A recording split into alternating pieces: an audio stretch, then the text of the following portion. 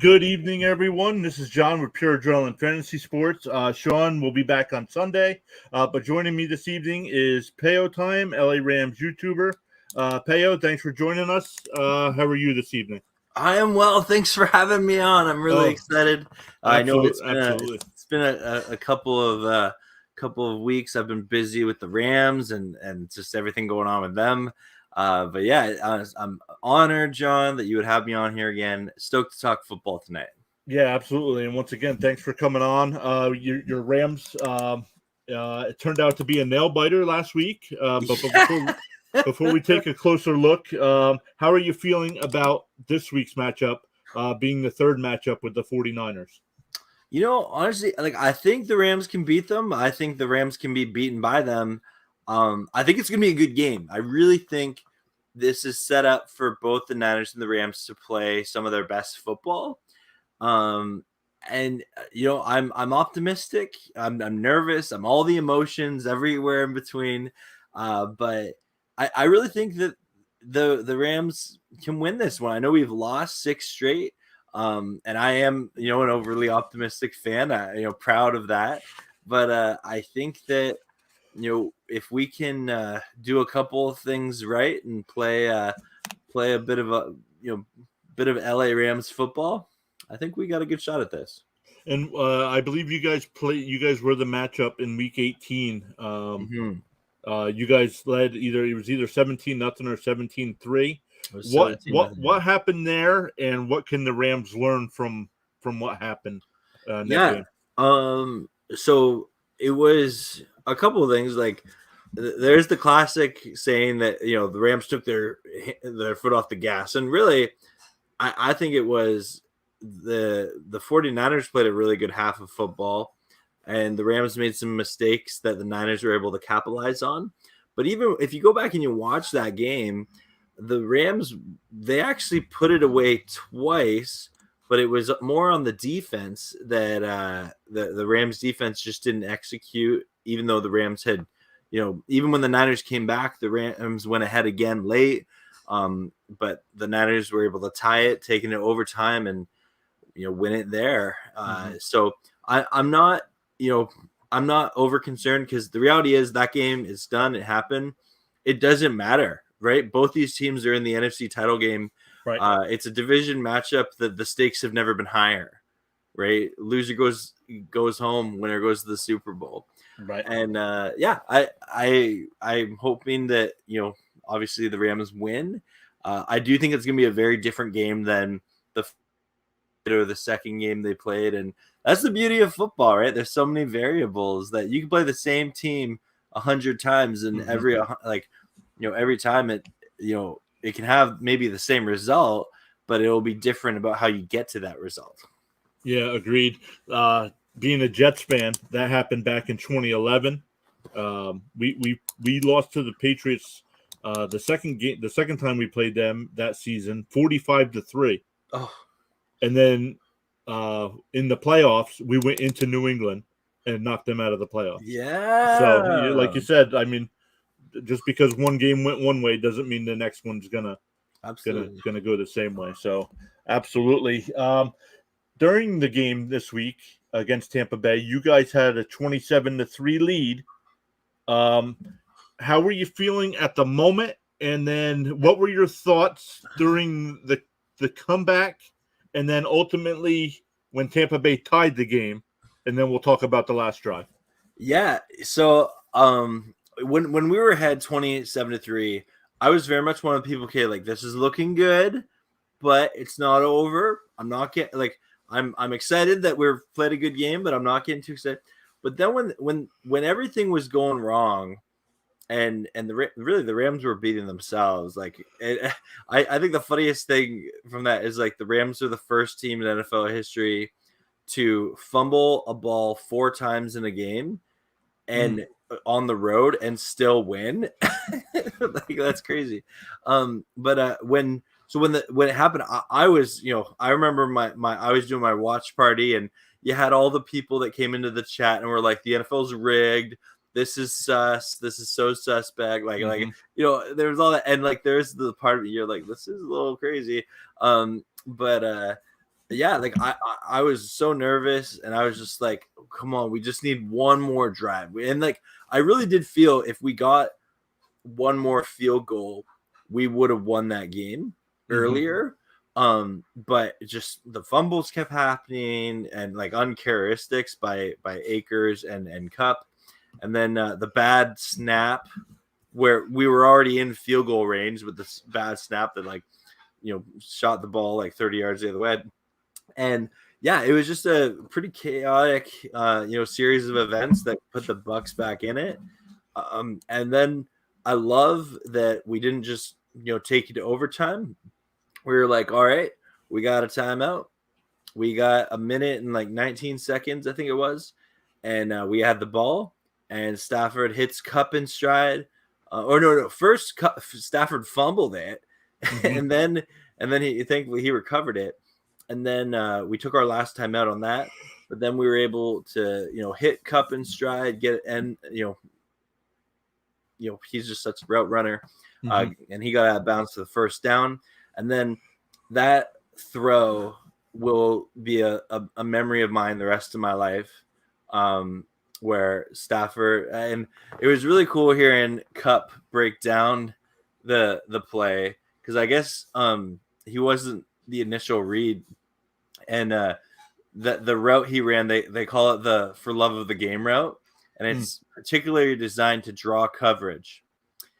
However, when Stafford saw that it was just a safety covering Cup, hey Jerry, when it was just a safety covering Cup, that Stafford had the IQ and wherewithal to be like, oh, Cup's in single coverage, sweet, like, and he threw it perfectly, beautiful arc into the bread basket, and clutch Cup made a play, and then I was going nuts. Matt Gay came, kicked the field goal, and we had a game that I will remember the rest of my life.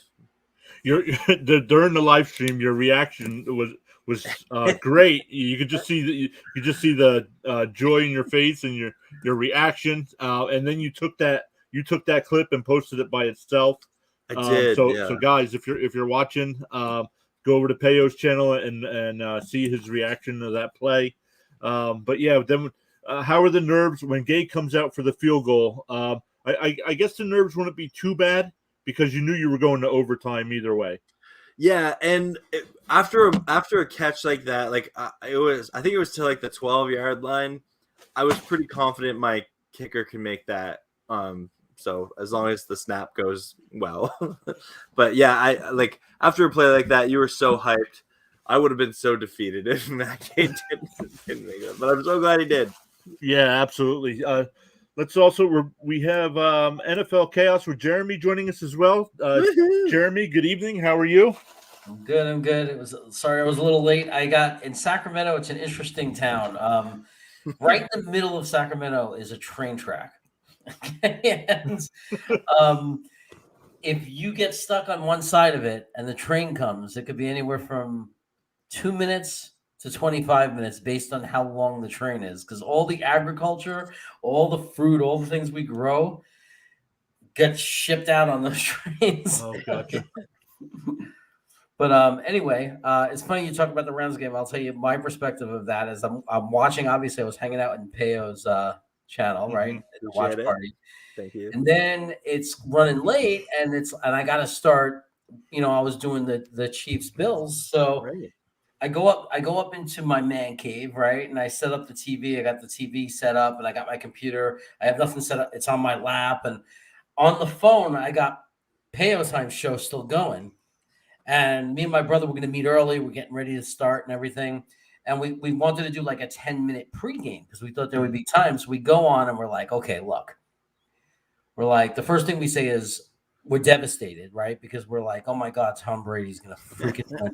It's like, it's not fair. It's like he has his own private God that hangs out over his head and just makes everything happen for him. Because it was like, really? It was like somehow the world just finds its way to move around and shift for him, because it's like a snap over a guy's head, like what the hell is going on here?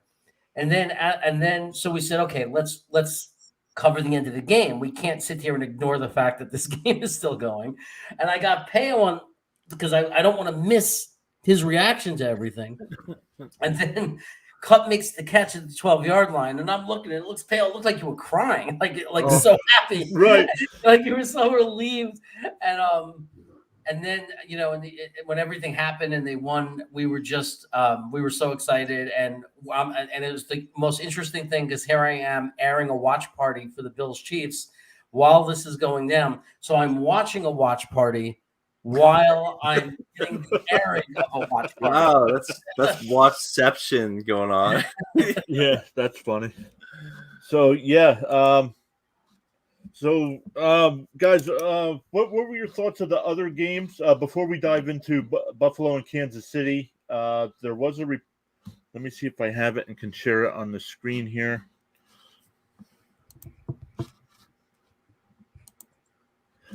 Total viewership of more than 152 million for the divisional round. Wow. Guys, this might be, honestly, since I've been watching the NFL since the mid 80s, this might have been the best weekend of football I have ever watched. Yeah. From all four games came down to either the last play of regulation or Chiefs Bills went into overtime. What were your guys' thoughts on just the level of play for the weekend, not necessarily any particular game? We're blessed. No. If you were a football fan, we were blessed. You can cheer for any team, but if you're the smallest football fan in some capacity of your brain, you were so treated this weekend. And the thing I loved is, every game really told a very different story, even though they were all decided by one score, right? And the players did a great job of making the plays that counted, and even in the situations where a player maybe didn't step up, there was a narrative to that. And as someone who I love stories, that's why I love football. It's my favorite sport because I truly believe the NFL does the best job of telling stories, more so than the NBA or NHL or any other sport. I just felt there were so many storylines coming into this weekend, and then even out of this weekend, so many got created. And the Bengals, right? No one picked the Bengals to make the conference championship. Like, Zach Taylor had the Vegas odds at the beginning of the season of most likely to get fired out of all the coaches. So kudos, to him and the Bengals getting there. The 49ers and the Packers, you had all the Aaron Rodgers stories going on there. You had the Devontae Adams stuff going on. Their struggles in the playoffs against the 49ers specifically. The last dance narrative. 49ers coming off of a big win in Dallas. And being this hot team that can really run the ball. And even the 49ers on offense played brutal. It was so bad. But it's a special teams play and a very beautiful where he blocks it and gets the touchdown out of it. I forget the guy's name, but that's amazing. So I love this weekend. It's one of the best weekends of football I've had in my lifetime. And I'm so thankful that I was alive and I got to watch every game. Right. Jeremy, your thoughts?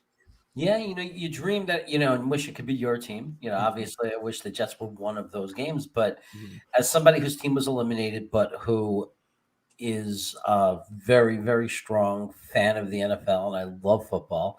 It's the only sport where it doesn't have to be one of my teams. Yeah. And I still love watching, and I get very into it. It was about as perfect a weekend as you can ask for 4 games. I mean, it was just magical. Every game came down to the wire and was competitive and fun. The it was interesting. The Tennessee Cincinnati game was interesting because my brother pointed out, we're talking on the phone. He's like, it's interesting that the Jets beat both these teams. Yeah, Right. Right. What a Right. freakish, what a freak thing. Right. But Swear when the we were, Jets are really the best. yeah. But what was interesting, like someone made an interesting comment, and you know him, John, and Peo, you might recognize the name. We have a Jets guy in our Jets fan named Tom Bon Jovi, Mm-hmm. and Tom hangs out a lot, and he came in and we're watching, during that Chiefs Bills game, and he said, Jeremy, can you imagine? Is there any way you can imagine the Jets getting as good as these two teams are right now? Mm-hmm. And it was a really interesting thing to read and question, because we sit there and we think about our players and we're solid. But when you were watching the quality of play and just the insanity of Patrick Mahomes, it made me realize how fast I jumped the gun with Zach Wilson. Like, yeah, I love him and I love him as a prospect, but to sit there and make comparisons to Mahomes and to Josh Allen is so ridiculous when you watch them play. We can dream that he gets that good. Mm-hmm. Yeah. But until he gets that good, it's a dream. Yeah. I mean, these guys were the top of the world right now, the best at what they do in the world. We have a prospect we hope gets there, but it made me come down to earth and realize we are so far from that happening. There's so much that has to happen and go right. And, our picks have to hit. And it just made me think about, wow, this is the level you have to be at. You have to get this good. And I hope people are realistic. For any team, when you root for a team, people are like, fire the coach, this or that. And I don't think they really understand how hard it is in the NFL, because you got the best players in the world coming from all these hundreds of colleges. You got like elite coaches, guys who make it as coaches, guys who make the top 32 quarterbacks. It's not, and then we talk about the coaches that lose like they're crap, and the players that aren't stars like they're crap, and it's like only a certain amount of coaches could be in the top. Only 6 head coaches could be in the top 6 teams. So and then there's something. Really, what I'm getting at is to summarize it. I have a friend who calls Shanahan a fraud and hates him and thinks that the Niners should fire him. Then he goes, "Watch, we're going to lose. We're going to get killed by the Rams, and hopefully they'll get rid of this bum." I mean, this bum got this to the Super Bowl 2 years ago, and is a game away from getting to the Super Bowl again, and you're calling him a bum, and it's like you're forgetting how hard it is. Like how amazing you have to be to get to this level. And I think watching these 4 games reminds you of that. Like so much has to go your way, and you have to be so good and so competitive to beat these other teams that you really have to appreciate how hard it is. And for me as a Jets fan, it makes me realize how patient that we have to be. Mm-hmm. Yeah, agreed on the Jet fan part. We haven't been to the playoffs since what was it, 2011? So, but the way they're doing things now, they got the rebuild going right. Hopefully, Zach is the right quarterback to lead us there. Unfortunately, he got a little injured this year, but that the Bills Chiefs game on Sunday. And did you first off, did you guys watch it? And then did you think there was any way Kansas City was going anywhere with 13 seconds left? I'll be honest. I did watch it. I loved it. And then when the Bills scored, and like in my mind, I was like, this is not over, because Mahomes has a cannon of an arm and he's still got timeouts. And testament to Andy Reid, because he was always like, clock management was always one of the like criticisms of Andy Reid. Well, he did a good job managing the clock there. Mm-hmm. I fully knew it was definitely like a possibility. I'm like, okay, like if he can get into field goal range and take into overtime, like because of those 3 timeouts, it's not crazy for this to happen. It just takes one play, and the Chiefs are a big play offense that can make that one play happen. Because he was like, realistically, with that much time left, you have 2, maybe 3 shots to get into field goal range.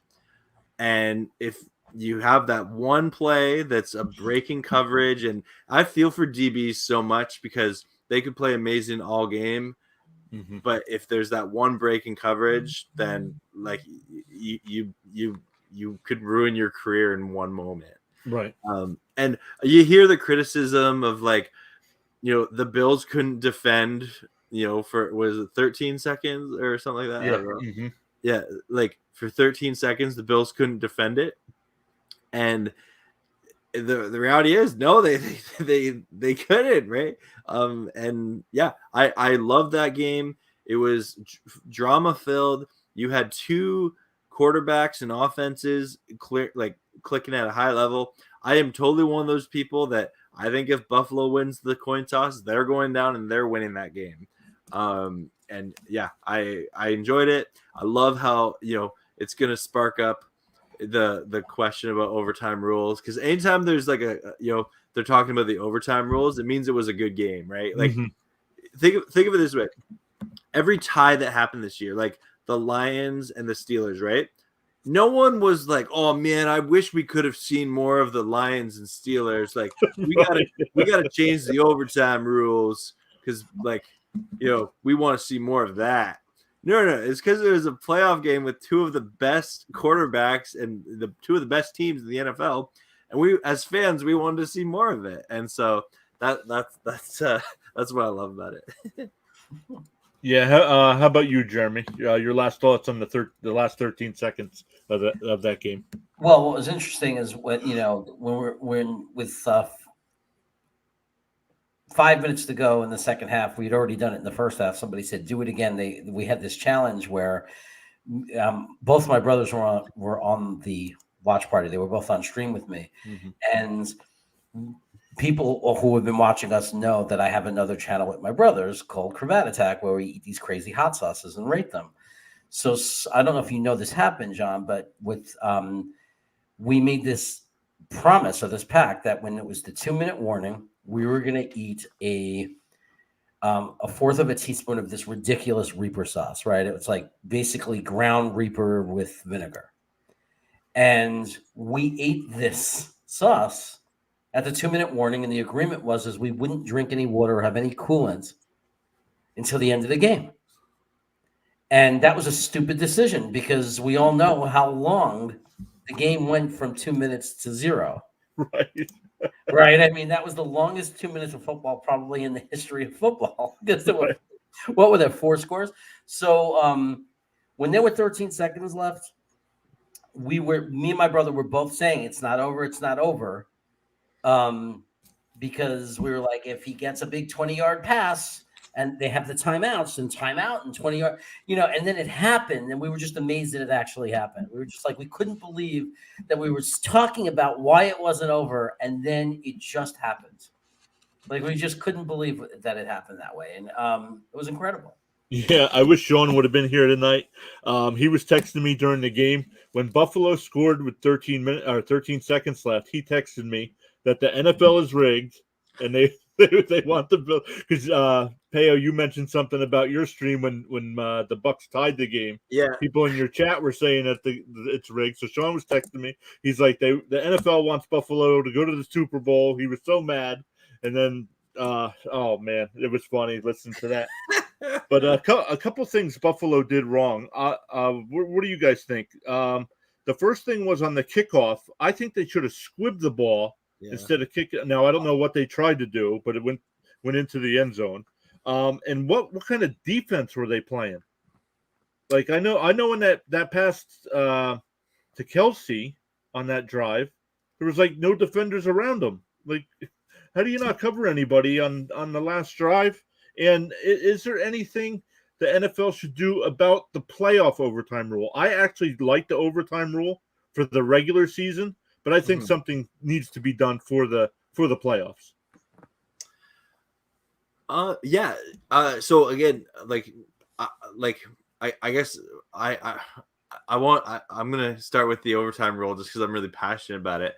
I agree with you. Overtime in season is fine, but I think overtime rules in playoff should absolutely be different.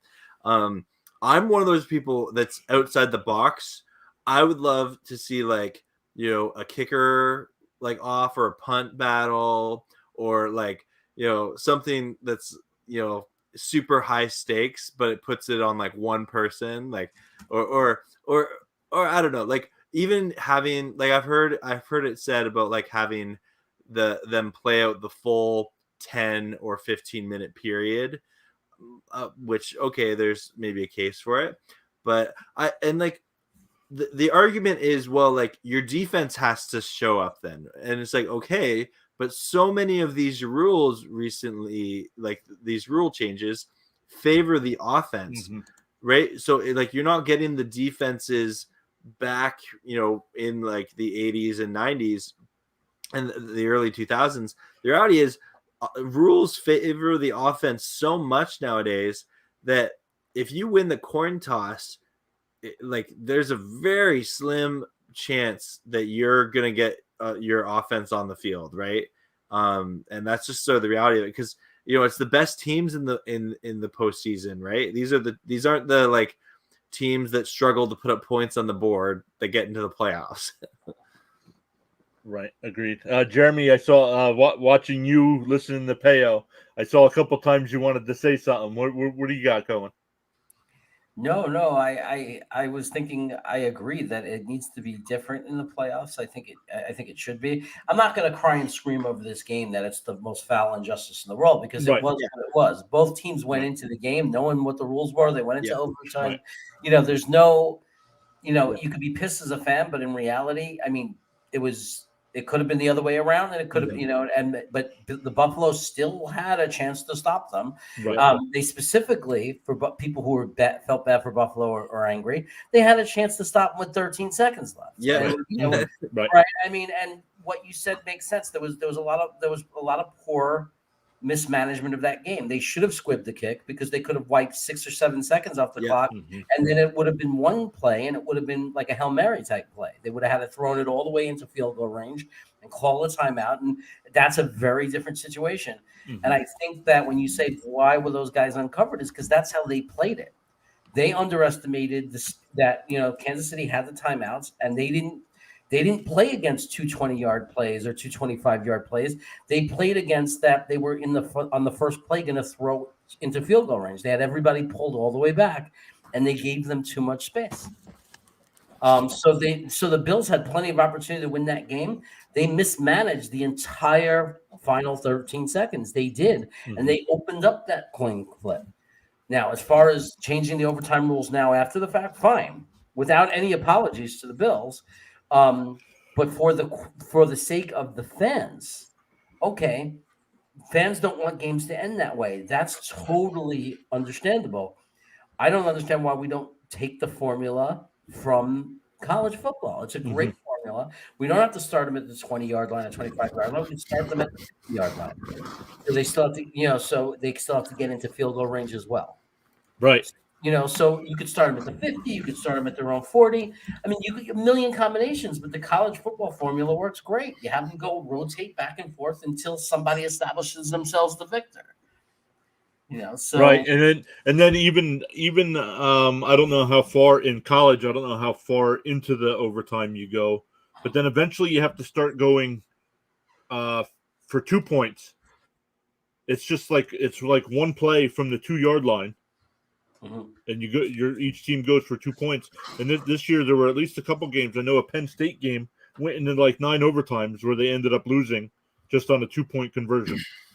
Wow. So I mean, there's nothing the NFL could do about it during the season, but something does need to be done for the playoffs. Yeah, absolutely. And they're probably not thinking has to be. They should, because you don't want to leave fans unsatisfied. But you also have to be careful about how much you change something, because when, their attitude's probably, if something ain't fixed, it's broke, don't fix it. In their mind, they're thinking, like, you showed the amount of views, right? You showed about how the ratings of these games and how much money and billions of dollars the NFL is making. The NFL doesn't have to change a thing. They're as successful as you can be. But that being said, why not? Any company should continue to grow and want to get better and want to improve. And I think that if you want to make it better and you want to make it improve, figure something out for the playoffs, because you don't. I mean, it's just too much on the line. People invest too much of their emotions, of their time, of their money. When season ticket holders, you don't want a season to end that way. If in a way that fans are unsatisfied or feel cheated. Yeah, absolutely. Okay, this offseason, what we need to do is we're gonna have a live stream, and we're gonna go on the depths of the internet into Reddit, and we're gonna react to the most ridiculous overtime rule suggestions ever. Because I like, you hear about like, like I joke about like a kicker off or like a punt off or something like that, but like you hear about like last year the Ravens proposing the one where like the loser of the coin toss, you either get to like you get to have the ball, or you get to decide where the other team starts. Like there's no kickoff. And so that, like, if you think your defense can stop them good, then you move them up closer, and that way you would you'd have more time to go down the field and score. But anyway, there's so many different things to it, but we should totally do that in the off season, just like for an hour, just go through ridiculous overtime rules. I mean, even if it's something as simple as what would the harm have been just to give Buffalo a chance with the ball? To match either you go down and score a touchdown, or the game's over. But then the argument is, okay, so then they match it, and then Mahomes goes down the field and scores again, and then then Allen doesn't have a chance to match it, right? And right, yeah, that's true. So like I do like what college football does for the college game. I am one of the people that I want the NFL to be different from college when it comes to their overtime rules. I'm not like I love a good shootout for sure, but I don't think the NFL is going to be that. And like there is the argument for player safety and like the competitive edge, right? Like if you have a team that plays a double overtime, and then the next week they're playing a team that just played 4 quarters, there was all that much more risk of injury, and you have to recover from that as well. How about this? How about each team? Okay. What they do is in overtime in the playoffs, I like it. They roll out an octagon into the middle of the field. Okay. Yeah. Okay. And each quarterback for the opposing teams, the 2 quarterbacks that are in, each have to pick a superhero that they dress up as. Okay, I like it. Yep. Throw them into the octagon. Yep. And they fight it out. Okay. Until one of them taps out. I like it, except let's get left guards. Okay. Left guards in you got to get some bigger dudes doing that, fighting it out in an octagon to go to the AFC or NFC championship game. Yeah. Or a battle royal. Just pull out a WWE ring. Yeah. One side picks 15 guys, the other team picks 15 guys. Last man standing wins the overtime. Well, I will say this. Something that I actually do enjoy about the NHL is I enjoy hockey. And I actually think hockey overtime is some of the most entertaining, especially in season where they go to 4-on-4 hockey as opposed to 5-on-5. And yeah, I've seen different variation of now. Hockey is a very different game than the NFL. I'm not saying, oh, let's go like 7-on-7 football for overtime, and because that's not a good idea. And the good thing about hockey is if nobody scores in overtime, they do go to a shootout. Yeah. Right. Yeah. So I mean, if other teams and the NFL has taken rules from college before. I know when I was started watching football, college has always had the 2-point rule, conversion rule, where the NFL, I forget how many years ago, just adapted it. So I mean, there are things they can steal from the college game to make their game better as well. But Peo, I know you got the game on Sunday. How you feeling? I'm stoked, man. I'm I am one of those people that I know it's not every season that your team makes it this far. For many years the Rams were not a good team, and so it's been really cool that they've been competitive. And then this year, so the game will be played on January 30th, which is pretty much exactly 1 year from when the Rams agreed to trade Goff for Stafford and all the picks Oh, wow. to the Lions. So it's kind of a cool little story. Like this time last year, I remember thinking that I was going into the offseason and I was going to see a QB battle between John Wolford and Jared Goff. And I was looking like maybe the Rams drafting. Like I remember thinking Kellen Mond might fall to them in the draft and thinking that like this was going to be the Rams quarterback battle, in the offseason. And then like I was sitting on my couch in my apartment at the time and I was listening to another Rams YouTuber's live stream while playing Madden 03 on my Nintendo GameCube. And then my phone blew up with notifications all at the same time that Matt Stafford had been traded to the LA Rams. And it's crazy because, he was always that question of like, oh, Stafford, like if he was on a good team, he would be great. And here he is. He's on a pretty good team and he's balling out in the NFC Championship game. And, I'm hoping that it's a good game, and I'm obviously hoping the Rams win. Yeah, absolutely. Jeremy, you and I are outsiders. So we know what it's like to play in this game, though. We went to back-to-back AFC Championship games. So what are your thoughts from an outsider looking at the Rams 49ers? I've lived it 4 times. Since I became a Jets fan. And we lost all 4 times. It sucks. But, anytime I look at it, I know what Peo's feeling. I know the nerves, and it's to be so close to something that you want so bad. I think it's a really very fortunate that it ended up that you don't have to go to Lambeau. You get to be at home. I think that's really nice that you get to come home and play. And you don't have to go to that frozen tundra. It's kind of like that. That's a cool thing. And I think that the Rams, it's not shocking to me that they're there, because when I found out about that trade, I thought exactly that. I said, oh my God, that's all they needed, because I was never a huge fan of Goff. I was never a huge fan. I thought he was an average quarterback, and that was an example of a team that if they win a Super Bowl, great coach and everything around them.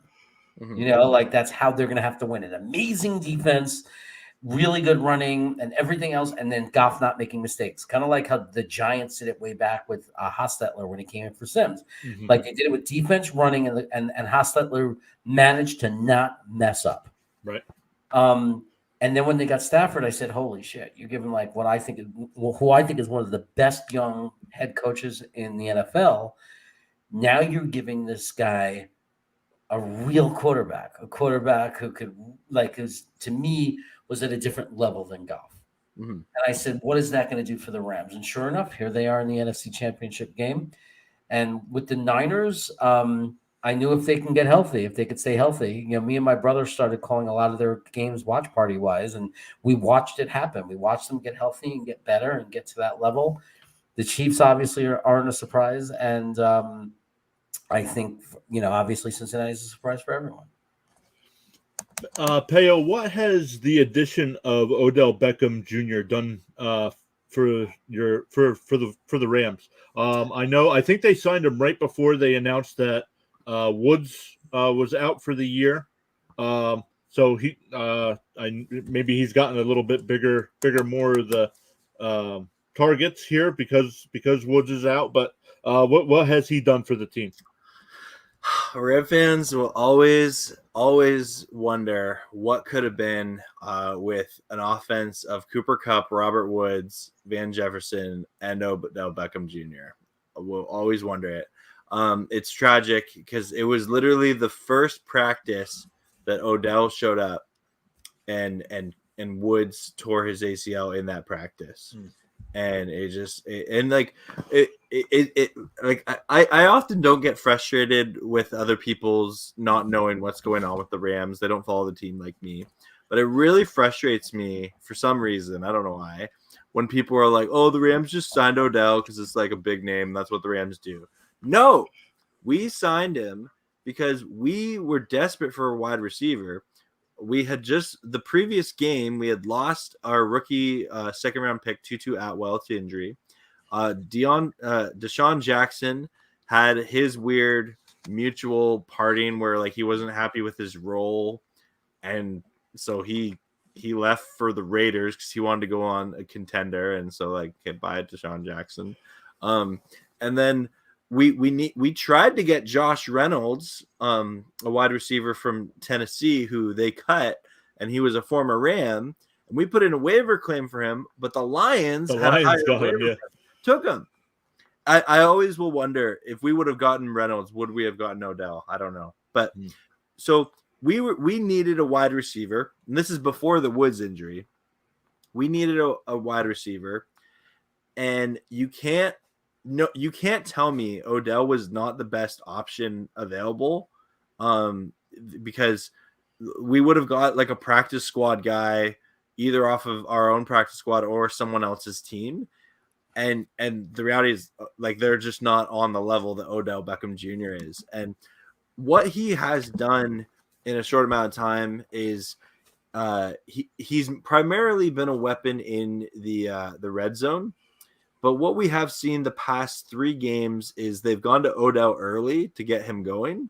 And then, for whatever reason, that kind of opens things up for Cooper Kupp if you get Odell going. And so that's been the formula in the playoffs, at least, and in that final game of the season. But primarily in the red zone, Odell's been great. Every game he has some sort of circus catch where you're like, whoa, that's a really impressive catch. And I think he still has some of the best hands in the NFL. Mm-hmm. Yeah, agreed. I know, of course, if you were to know that the Rams were going to win on Sunday, who do you hope you play in the Super Bowl? I've been thinking a lot about this the past couple of days. I can honestly make a case for either game. I would love to see that Bengals O-line against our Rams pass rush. I on it, like, as much as I'm happy for the Bengals that they're here and they're doing what they're doing, I think they have a tall challenge if they beat the Chiefs, because both the Rams and the Niners have ridiculous pass rushes that if they sack Joe Burrows 9 times, the Bengals are not winning against them. Right. But so like there's obviously that. The Chiefs would be a really fun matchup, because last time the Rams and Chiefs played was one of the best games of football I've ever seen. But yeah, I think I'd like to see Chiefs just because I really think the Rams and the Chiefs are the 2 teams that should play in the Super Bowl. I'm a biased Rams fan, but I believe they're the teams that when I look at them in these playoffs, they've played the best football. But again, we'll see. We will see. Yeah, I know we're getting close to quarter up here. I know you got to run. I do, yeah. You're going to be on another show. Give that information out, and then also your channel information as well. Oh, thank you. Yeah, well, thanks for having me on, John. And I always love talking with you, Jeremy. I'm. You can find me on YouTube, Payo Time, LA Rams YouTuber. I talk about the Rams. I talk about football. I will definitely be having a watch party for this Rams versus Niners title game. And I have a good time. I'm vlogging daily, which it still blows my mind that for whatever reason people want to hear me hype up this game in the snow. Which I'll admit to you guys, because you guys are 2 of my closest friends on YouTube, that it frustrates me. I had a video planned out that if the Rams did have to go to Lambeau and play the Packers, I was going to film a video in the snow of me giving playing football in the snow advice to the Rams. It was going to be really funny. It was going to be good. But I have no reason to make that video now, so I'll have to save that for another day. This ice slippery. Yeah. No, like I was gonna build a snowman and like tackle him. Anyway, but Yeah, so I'm headed on to 49ers Ultimate Report with a really great 49ers YouTuber named John Jay, and that's coming up at 8:00, and so I'm gonna get a glass of water and get ready for that, and then I'm gonna preview the Rams Niners matchup with them. All right, man. Thanks again for joining us. My pleasure. Thanks for having me. Yep, See you guys. See you later. Take care, buddy. And guys, if you're whoever's watching, I do have Peyo's information linked down in the description. I have Jeremy's as well. So, Jeremy, your thoughts on the Bengals Chiefs? You know, the Bengal, it's hard not to feel the feel good part of the Bengals story. So it's hard, I want to see them do well. I really like Kansas City, and I want to see the best possible Super Bowl. But if Cincinnati was to somehow beat them, how is that not interesting, right? Right. Like, what a Cinderella story. I expect Kansas City to win because I think the Titans, I don't know, they were just so hot and cold and, kind of team. And there was just something about them that made them feel beatable to me. I mean, we talked about it beforehand that we felt that Cincinnati could win that game. They were probably one of the weaker, like seed one seed teams in a bunch of years, in my opinion. But they were amazing because they did that with their best player out for a while. So it is amazing that they pulled it off. But there was just something about them that didn't feel like as good as the number one seeds we're used to, like, New England all those years and, Kansas City. Like, they didn't feel like one of those kind of teams. Like, it felt like a weak year when you looked at the number one seed. And we knew Kansas City got off to a tough time, a struggle in the beginning of the season. And that in the last 8 games, they were probably the best team in the AFC, the way they played. So in my mind, Kansas City is the best team in the AFC, and and I think they're, we have to believe that they're going to win. And we just have to think about, like, what chance does Cincinnati have to beat them? And the chance that they have is if Burrow just has a ridiculous game, because Kansas City's defense is not able to capitalize on Cincinnati's offensive line. They have maybe a couple of turnovers go their way, and they win the game. And that would just be great. It would be a great story, and it'd be great for them. And if they lose, it was a great run, and they're going to be looked upon as an exciting team for next year. Like, they've established themselves as a dangerous team and a contender in the AFC for sure. And you talk about needing a big game. They did play each other in Week 17, with Cincinnati winning 34-31, and Burrow was 30 of 39 for 446 yards and 4 touchdowns. And Chase had 11 catches, 266 yards, and 3 touchdowns. But the big factor here in the playoffs is going to be if the Chiefs get pressure on Burrow. We see Tennessee stacked them 9 times. Tennessee did have the 3 interceptions, so that's ultimately what hurt them. But so if they can keep Burrow upright, they talked about it during the game. He's in the top 5 in the NFL in quarterback rating for quarterbacks under the blitz. So he can deal with pressure. He does take a lot of sacks, but I agree with you. I expect the Chiefs to win. I'm actually hoping the Bengals do win this game. I would like to see. Glad Peyo's not here. Don't tell him this. I would actually like to see Bengals 49ers. It would actually be the 3rd time that it was a Bengals 49ers Super Bowl. So I would kind of like to see that. I forgot, I don't know why I'm drawing such a blank. Like, I remember the one at the end where Jerry Rice, John Taylor caught the touchdown pass in the final minute. That was like 88. When was the other one? I'd have to look it up because I don't think I was a fan. I don't think I was a fan yet. Okay, so it may have been before that. It was like years ago or something. Yeah. Okay. Yeah, it's weird that I don't remember because I probably was a fan, but I'm just forgetting. So it's kind of weird. Yeah, the first Super Bowl I remember watching. I remember watching football before that, but becoming a fan the first Super Bowl was the Bears Patriots Mhm. with that great Chicago Bears defense. Right.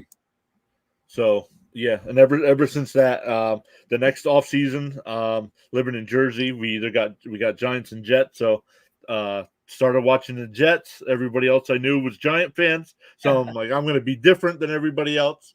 And I don't know, it's been tough. Yeah, yeah. Well, yeah, it's been a rough run. Now that I'm thinking about it, I think since San Francisco may have played Cincinnati in the early '80s, Yeah. Okay. like in one of their first ones with Montana. I'm thinking that's what it was, Oh, maybe. that they beat them then, and then they played them again in the late '80s. That's how I'm kind of feeling that. But I was actually in Miami when San Francisco played the 49ers with Steve Young as their quarterback in the '94 Super Bowl. We drove down to Miami for that, me and a bunch of buddies. We didn't go to the game, but we partied and spent the entire NFL week, Super Bowl week there, and it was amazing. We had the That time. still has to be expensive. I mean, where'd you stay? Well, we stayed in some crappy motel, Oh. one of the higher streets, because one of the guys that went, his like aunt owned it or something. So Okay. we were able to get it. But it was a great time. It was we went to a club, and I went into the bathroom, and Thurman Thomas and Bruce Smith. So you're talking about Hall of Fame defensive lineman, Hall of Fame running back, are in the middle of the bathroom talking about their golf swing. Wow. Walk in and they just look at me, and they're just two huge men, and I was just like, "Hi." And we went to Deion Sanders had a charity basketball game that he hosted, and I got close up pictures of just all the amazing NFL players, and it was just unbelievable. It was a great time. Yeah. Being Jet fans, it's been I believe 2011 was our last playoff run. Honestly, how long do you think before we have a legitimate shot at the playoffs, and then if everything goes right, being legitimate AFC champions? Well, if everything went right, I don't think it's impossible or ridiculous. I think it's a long shot. If you say it's likely, you're ridiculous. But I don't think it's impossible for the Jets to make the playoffs next year as a wild card. I don't I think it's possible, because it's been done a lot. It's been done by many teams. We had a lot of talent last year to the team. And we know that rookies, when you go from a rookie to your sophomore year, you're in the NFL. For a lot of players, there's a big jump. Mm-hmm. There's a really big, nice jump. And then years 3 and 4 are the real jumps. That's why I don't expect it next year. I expect it the year after that, right? Because year 3, Michael Carter, Elijah Moore, Zach Wilson, that's when, if they're going to pan out, that's when you're really going to see them start to evolve and come out as stars. But what I think could happen is we hit on our free agency. And we have so much draft capital. So if that draft capital pans out, if we were to get a Thibodeau, if we're to end up with Hamilton with the 10th pick, or we end up with Traylon Burks or Nakobe Dean, like whoever they end up getting, if those two players make tremendous impacts, and they were to get Zion Johnson, let's say at right guard, and suddenly now Becton comes back, and now they have this really complete offensive line. Mm-hmm.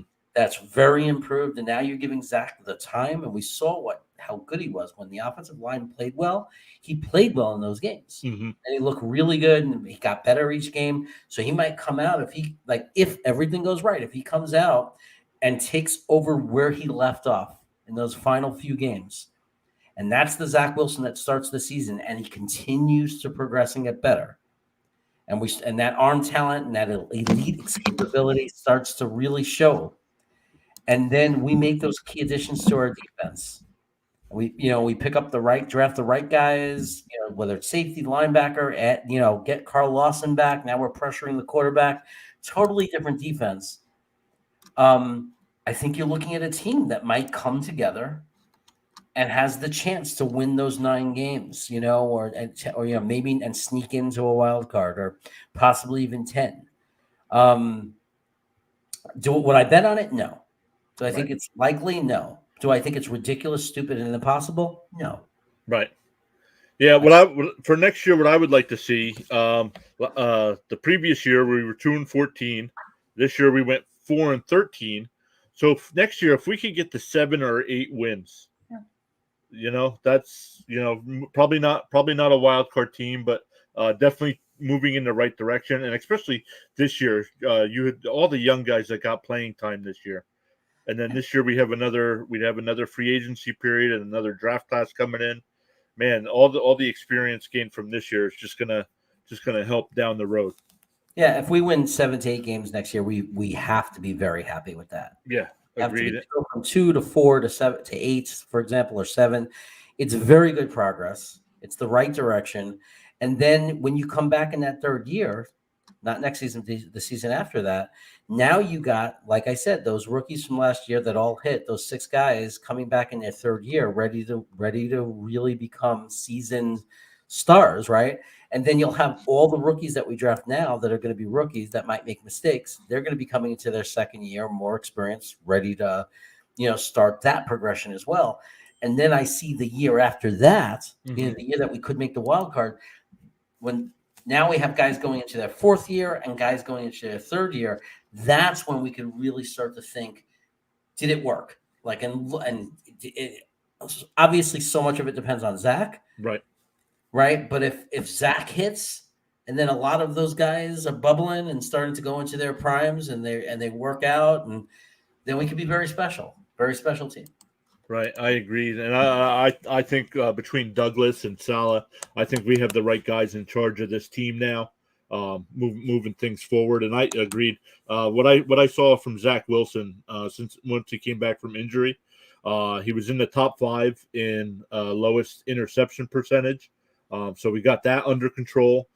He started using his legs a little bit more. So things were definitely trending up at the end of the year. So it'll be interesting to see. I did just take a quick peek at our opponents next year. Now, it's just on paper, so you don't know what free agency is going to bring and what the draft's going to bring. But then our home opponents next year are, of course, our 3 division opponents.